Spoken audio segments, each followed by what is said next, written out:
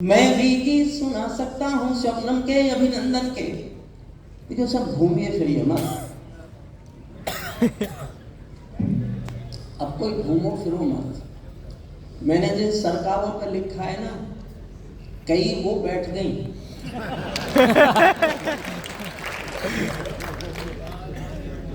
आदरणीय आप भी बैठ गए। हे आर्यपुत्रो,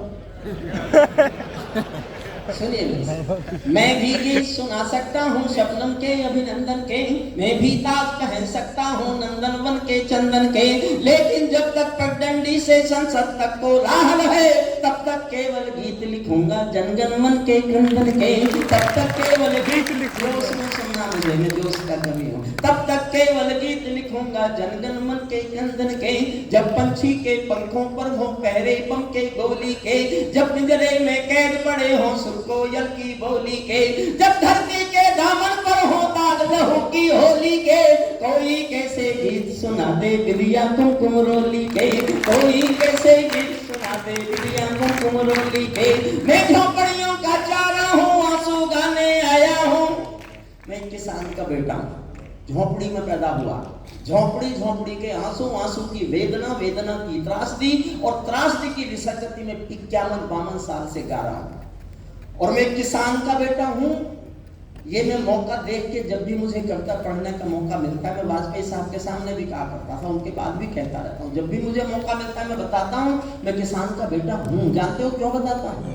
मैं एक बार लाल किले में कविताएं सुना रहा था, सामने चौधरी देवीलाल बैठे थे, हरियाणा के मुख्यमंत्री थे।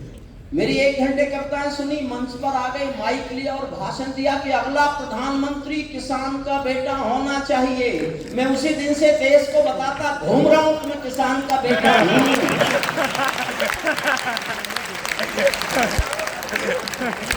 लेकिन मुझे बताया गया कि पहले चाय वाले का नंबर है।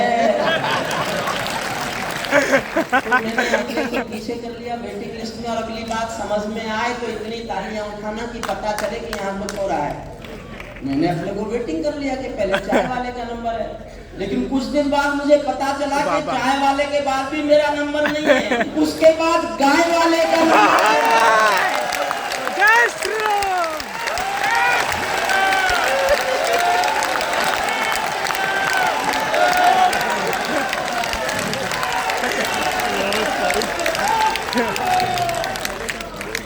देखिए, मैं आप कविता सुनाता हूं। मन से सोचिए, मैं एक कविता का केवल एक छंद पहला और एक छंद आखिरी सुना रहा।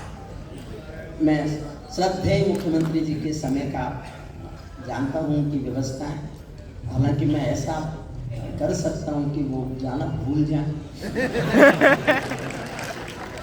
मैं इससे ज्यादा क्या कहूं, जब मैंने वहां पहुंचा दिया।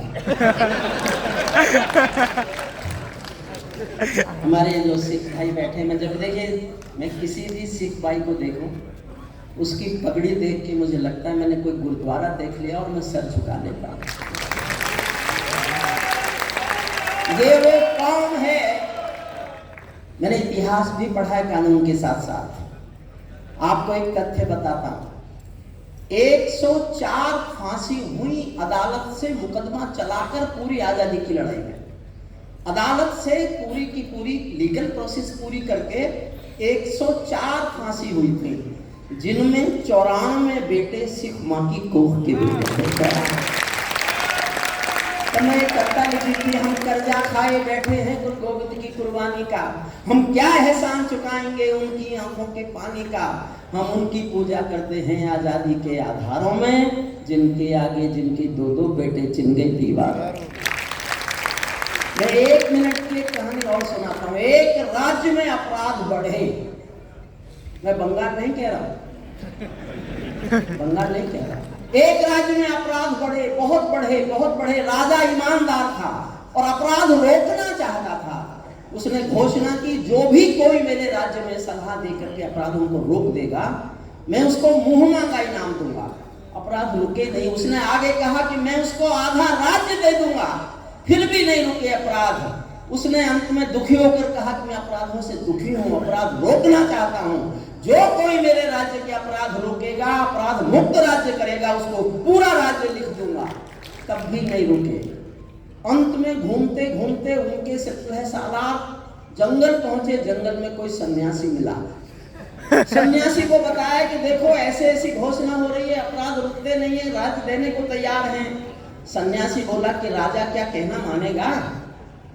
लोगों ने कहा बिल्कुल मानेगा। तो सन्यासी राज्य में आ गए और महाराजा महाराजा से कहा कि मैं जो फैसला दूंगा अगर वो सुनाओगे तो मैं तुम्हारे राज्य को अपराध विहीन कर सकता हूं। राजा दुखी था और चाहता था कि अपराध विहीन राज्य हो जाए। तो उसने कहा जो फैसला सुनाओगे मान लूंगा। तो उसने कहा शिकायतें मंगाओ। शिकायतें आनी शुरू हो गई। जनता की क्या शिकायतें हैं? शिकायतों से एक टोकरा भर गया, दो दूसरा टोकरा भर गया, तीसरा टोकरा भर गया, 4-5 टोकरे भर गए शिकायतों से।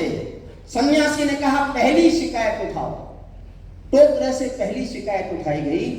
एक गरीब महिला ने शिकायत की थी कि राजा का बेटा मेरी जवान बेटी के साथ बदतमीजी करता है, छेड़ता है। सन्यासी ने राजा से कहा अपनी बात याद है ना?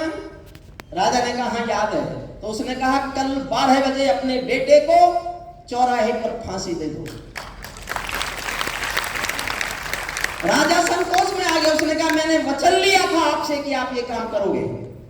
राजा मजबूर था। उसने अगले दिन 12 बजे अपने बेटे को फांसी दे दी और दुखी मन से बोला दूसरी शिकायत निकालो। सन्यासी ने कहा अब कोई शिकायत निकालने की जरूरत नहीं है, सारी शिकायतों पर मिट्टी का तेल छिड़क कर आग लगा दो। जिस राज्य को पता चलेगा कि राजा का बेटा लड़की को छेड़ने पर फांसी पर चढ़ जाता है, उस राज्य में किसी का अपराध करने का साहस नहीं हो सकता। और मेरा दृढ़ मत है जब तक कोई सन्यासी हिंदुस्तान के इस पूरे सिंहासन को नहीं संभालेगा, हिंदुस्तान विश्व गुरु होने के अपनी बड़ी को प्राप्त नहीं कर सकता। मैं एक कविता सुनाता, मन से सुनिए।